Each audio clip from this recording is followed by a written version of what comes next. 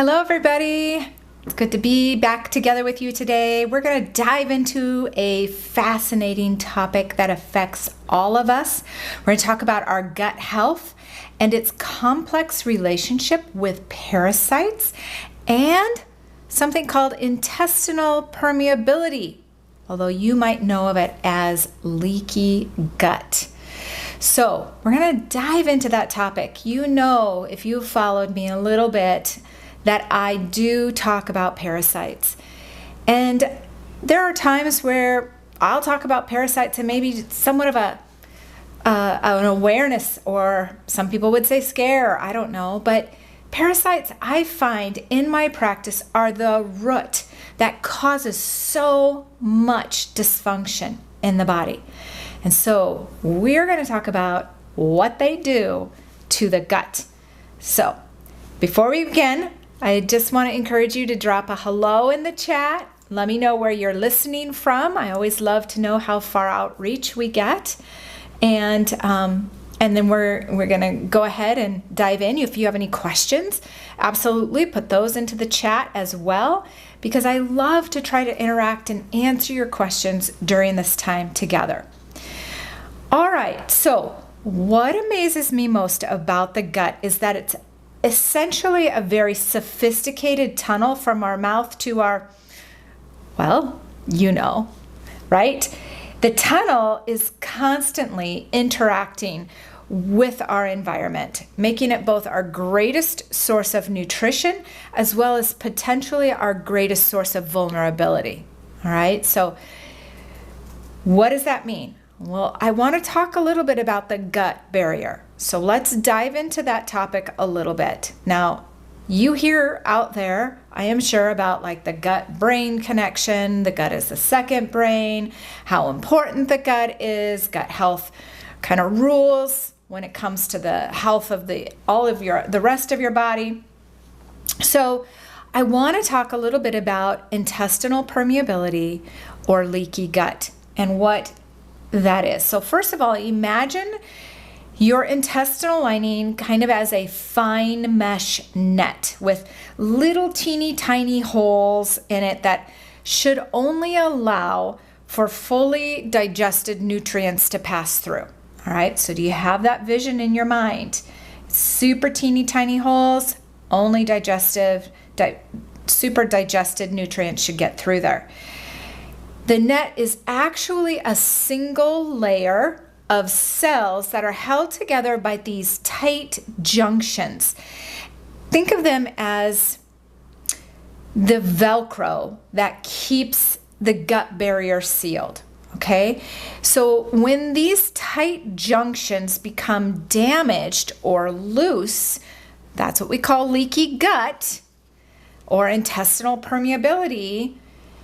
Instead of it being a fine mesh, your gut becomes more like a torn fishing net, and it allows things to pass through that shouldn't actually be passing through. So things like undigested food particles, that's how you get food sensitivities, toxins, bacteria, parasites and their eggs, and environmental chemicals, heavy metals, things like that. All right?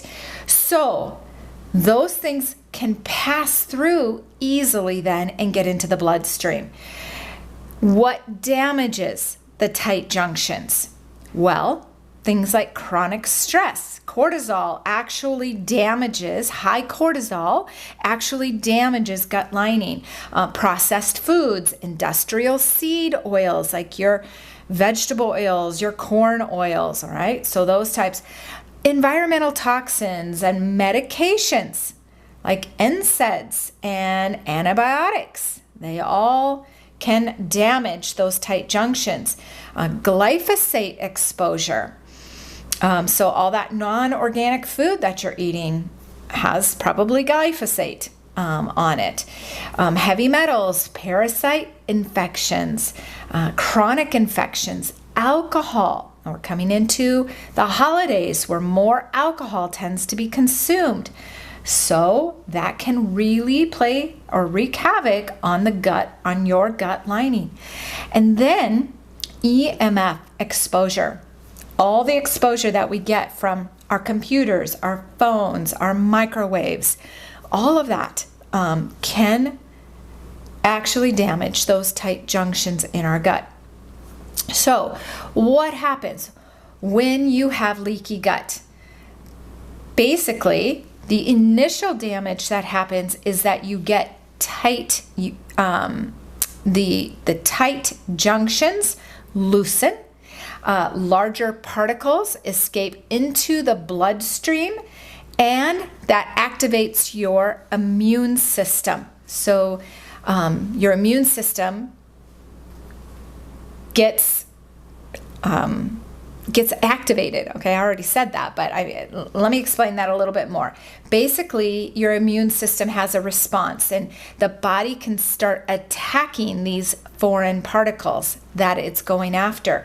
And it creates, when your immune system is responding overactively, that creates infection inflammation. It also develops food sensitivities. I kind of mentioned that, but those of you that have a lot of food sensitivity, you probably have a little bit more leaky gut going on. And even antibodies that you start to attack your own body. That's called autoimmune. So like there's autoimmunes with our thyroid. There's autoimmunes that can happen all throughout our body. All right? That's when antibodies are attacking your own body's tissues. Okay, so I just want to take a break here and just say hi to Ellie. I'm glad you're joining us from Iowa. It's good to have you here with us again. It's good to see you. I know you are, you tune in quite a bit, and so that's always fun. I feel like I get to know you that way. All right, the next thing that we can have happen to us because of leaky gut is systemic effects. All right, so what does that mean exactly? Brain inflammation, brain fog, depression, anxiety, headaches. That's all brain inflammation. Joint pain. All right, so we go from brain to joint. So joint inflammation causes pain, and we get things like arthritis. Leaky gut can cause a lot of skin issues like eczema, psoriasis, acne is all connected to leaky gut. I mentioned autoimmune conditions, but you also have hormonal imbalances that can be caused because of leaky gut.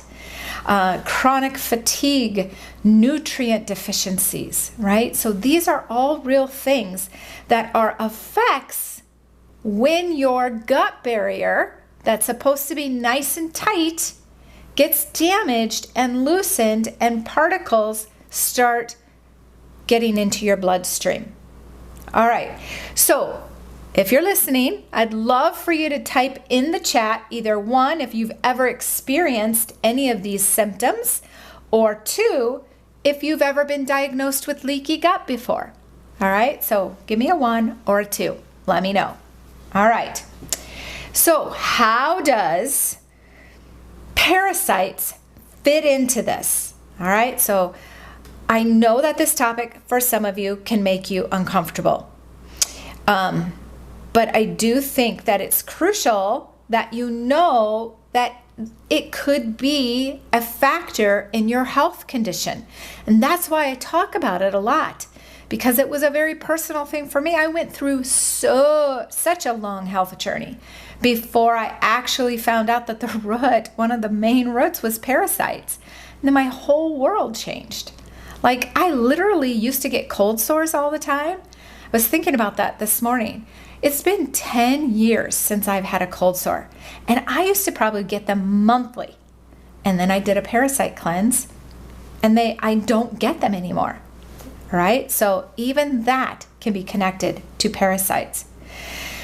I know many of you think that parasites are maybe somebody else's problem, but the reality is actually shocking that parasite infections are drastically undiagnosed in developed countries. They are around us everywhere. Here's some eye-opening statistics. Over 12% of Americans carry Toxoplasma gondii. We're going to talk about that in just a minute. 1 in 3 restaurant workers test positive for intestinal parasites. Right? Yuck.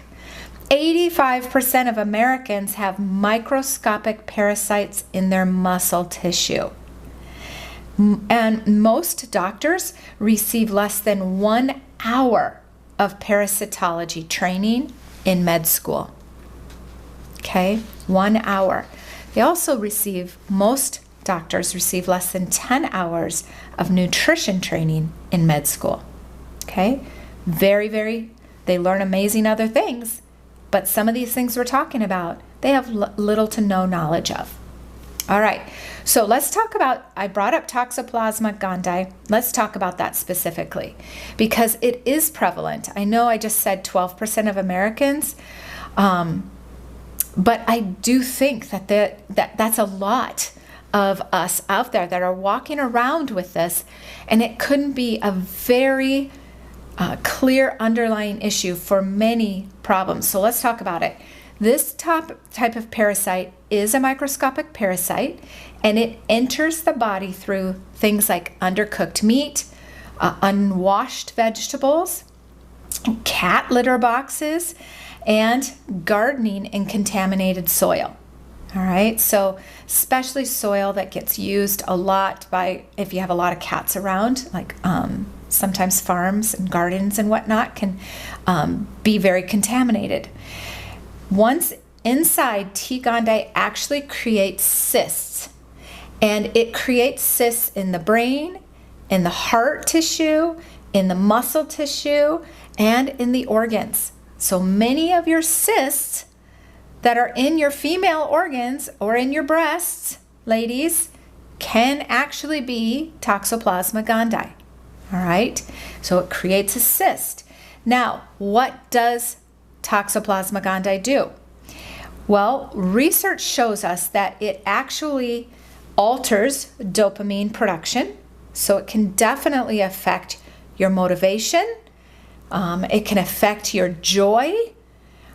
So it can affect your mood, your behavior.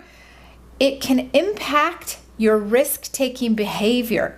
So some of you that are like really risk takers, or moms, if you have kids that are just like, you're pulling your hair out because they're risk takers, they could possibly have this parasite. We know that studies show us that it affects testosterone levels, and also it can contribute to a lot of neurological conditions. So Toxoplasma gondii can definitely be a factor in some of those conditions if you are sitting here listening and are thinking about that. All right, so let's dig a little bit deeper, and let's now talk about the connection between parasites and leaky gut. So parasites worsen leaky gut by physically damaging the gut lining. All right, so if you have parasites, part of the cause of your leaky gut could be those parasites are physically damaging your gut lining. Parasites release toxins when they're in your GI tract, that break down those tight junctions, and they create inflammation that actually continues to make that damage in the gut even worse. They steal the nutrients that are needed for gut repair. They suppress your immune function, and they create biofilm, which is a protective film that they hide beneath under, that the immune system actually cannot get to. All right, so that's how parasites actually and the leaky gut connection happen. So, quick poll, kind of going back to talking about Toxoplasma gondii. What, or share with me, you could put a little cat emoji in there if you want. How many of you have cats, or how many of you regularly eat out at restaurants? Right? You could share that with me. Ricardo, welcome. I see you're listening from San Diego, California. It's good to have you here and to be with you. Okay, so I want to talk briefly about some different parasites and kind of some symptomology that you might have with some of these different parasites. So first of all, we have protozoan parasites, which are microscopic parasites. Ellie, I see you put down you eat out at restaurants. All right. You're welcome, Ricardo. All right, so protozoan parasites are microscopic parasites, so you cannot see them by the naked eye. We have various different ones, like I mentioned, the Toxoplasma gondii, Giardia. Those are two most common ones. Now, Toxoplasma gondii, I kind of talked about some of the symptoms that you might see, but some additional ones are things like flu-like symptoms initially, unexplained anxiety and depression. Like no medication seems to be working. You cannot figure out what the root of it is. Risk-taking behavior, decreased reaction time. If like if you're needing to stop suddenly and that's just not happening as much for you anymore. Vision problems are another symptom of Toxoplasma gondii. Let's talk about Giardia. Giardia has like severe gas and bloating. So if you're really suffering with severe gas and bloating, Giardia could be the root of that. Floating stools. Now remember, floating stools can also be a liver dysfunction, not enough bile, not digesting your fats well. So a lot of times you can have multiple symptoms, and that's why you need to work with somebody like myself who understands these root cause symptoms of parasites and liver stress and all these other things. Weight loss despite eating well, that can definitely be Giardia, and sulfur burps. So nobody likes to talk about them. Mostly you don't like to be across the table from somebody that has sulfur burps, but it's a real thing, and it can be a symptom of Giardia. All right, so and there's many more, but I don't have time to go into them all today. So another parasite category is helminths, and helminths are visible by the eye. Those are your worm parasites, all right? So tapeworms, we hear a lot about tapeworms. Way back like in the 60s, it was kind of a trend to actually eat a tapeworm to keep your weight under control, which unexplained weight loss could mean a tapeworm.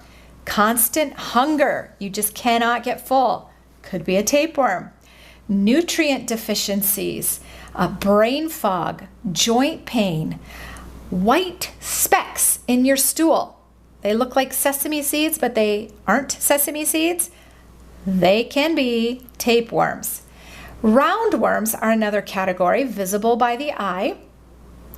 And those can actually cause chronic coughing, asthma-like symptoms, dark circles under your eyes, teeth grinding at night, poor sleep, restless legs. Those are some of the symptoms that roundworms can cause. Now again, there's various other worms that we could talk about, but these are common ones that I see in my practice that I did want to kind of bring up today and talk about. Now, how do you know, or when might you suspect that you might have a parasite? All right. You might have a parasite if you have tried everything for your gut issue and nothing has worked. You've not had any success. You've gone on all the fancy diets, you've taken a bunch of different supplements, and you still have gut issues. You might have a parasite. You might have a parasite if you experience worsened symptoms around the full moon. All right, that could be the underlying cause or answer to your health issue is a parasite. If you constantly wake up between 2 and 3, there can be a connection there. Parasites, that could be a parasitic connection. If you travel internationally, if you're a big sushi eater or pork eater, raw fish eater, which is a lot of times sushi, those are common ways that you could potentially have a parasite if you have some symptoms that are correlating. Let me try that. Okay. So or if you have a lot of multiple symptoms that just seem to be unrelated or even related, that could mean the root cause is parasites there. So share in the chat if any of these symptoms resonate with you. All right, let me know if any of these symptoms, if you're like, oh, that's me, that symptom is resonating with me. Okay, so let's talk about how to go about healing when you have a parasite. All right, so very first, we want to start with the drainage system. All right, that's your lymphatic system, your liver, your kidneys, your colon. That has to be open. And before you do any kind of cleansing of parasites. If not, you're just going to get sicker and feel miserable. And that's when you have what we call Herxheimer reactions or detox reactions. Then the second thing you'll do after that is you'll choose your protocol. And in my practice, I have 2 different protocols that I generally recommend. And one is a 7-day full moon cleanse. And that's for those of you that have a fairly basic good line of health, or you're just wanting to kind of get your finger a little bit wet with a cleanse and see how it goes for you. All right, we use various different herbals, and it runs over 7 days, 3 days before the full moon, 3 days after. We're getting ready to start one next week because next week we have a full moon. We're a little late right now to join that one, but the next full moon cleanse in December will start on December 5th is the deadline for that. So I'll put a post on that for you. And then we'll start that cleanse on the 12th. Then the next one is a more comprehensive protocol. We do 30 days of drainage support first, and then we do 90 days of a deep dive into parasitic cleansing. It's a gradual introduction of antiparasitics over that 4-month time period. And we go deep into the tissues and the brain and the heart, whereas the 7-day really focuses on the GI tract. All right, so for some of you, you have some of those microscopic parasites deep into the tissues, that might be the one for you. Then what we do, the next thing in your healing process is we focus on gut support. We use things like L-glutamine, marshmallow root, slippery elm, aloe vera, collagen, bone broth. Those are all really good nutrients that we bring in and we help to seal up the gut. We kind of remove everything, all the stressors out of the gut first, then we go back in and we seal up the gut and heal it. It heals while we go anyhow in that protocol, that 4-month protocol, the comprehensive protocol, but I don't leave you there. We make sure that you're all healed, your gut is healed and ready to go. All right, so what do you do today? How do you make a change today? So change is start with your food. Take out your sugars, take out your processed foods, your alcohol, your pork, or at least make sure it's fully cooked.